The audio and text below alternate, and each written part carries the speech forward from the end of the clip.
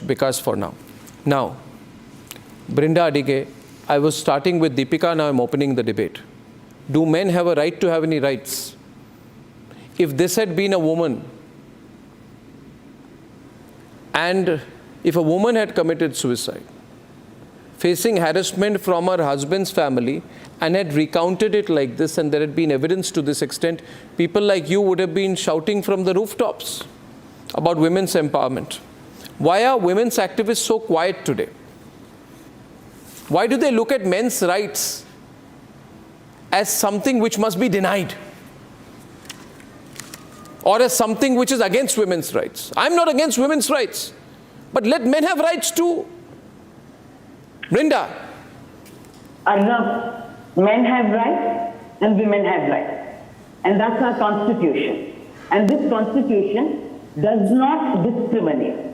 Now, women have special laws, and those laws have come about after extensive campaigns, rallies, and PILs in court because of the so many socially sanctioned, discriminatory, violent, traumatic practices that women are subjected to in the marriage home, probably in the biological home, and in the community.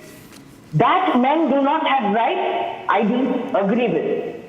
No, but that's your position. That's your position.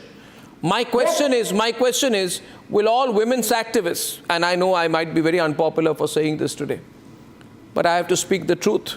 Will women's activists say that today the misuse of the Dowry Prohibition Act, Section 498A of the Indian Penal Code, is the most frequently misused law in the country? Itna bol de? Yeah, accept kare.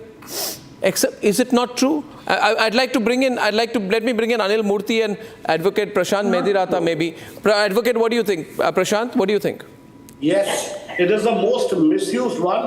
Not only the Honorable Supreme Court has said it, the Government of India has agreed to it. They have diluted the effect of 498A. In fact, 498A was so badly misused that on 2nd of July 2014, Honorable Supreme Court passed a judgment, Arnab Kumar versus State of Bihar, taking away the sting from 498A.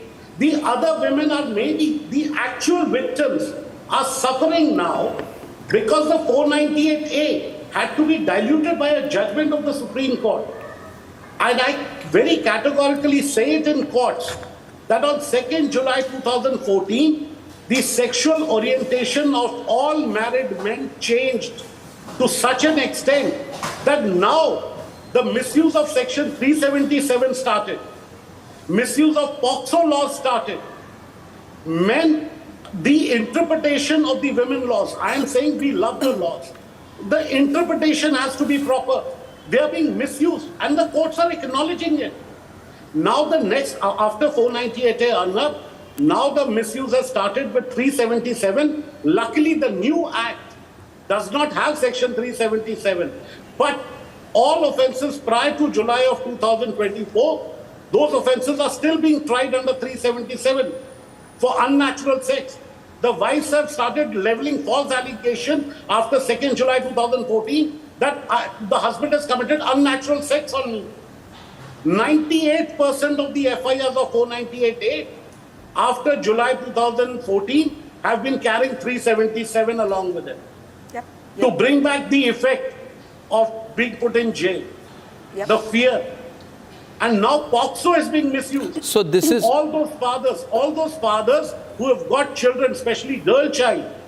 The mothers, if they don't want to let the visitation happen, they want a divorce at their terms, the child is used to level false allegations of POCSO. Yes, that is happening. Unfortunately, in this case, Atul, my deepest condolences to his family. In this case, the poor chap had to travel 40 times from Bengaluru to Jaunpur. I'm very happy to say that Delhi, all district courts have the video conference facilities. The Honorable Supreme Court made sure all district courts during COVID period have the infrastructure. Why wasn't that infrastructure used? What was the need to make this man travel from Bangalore to Jaunpur every hearing? You're not required. Under Domestic Violence Act, no husband is required to be physically present. There are judgments of Honorable Supreme Court saying Domestic Violence Act does not require husbands to be present. Only in Delhi, every hearing, every district court, every judge compulsorily is switching on the video conference facility, and we are telling husbands, you don't have to travel. We are telling families, you don't have to travel. No, but this is harassment then, and it cannot happen without some connivance or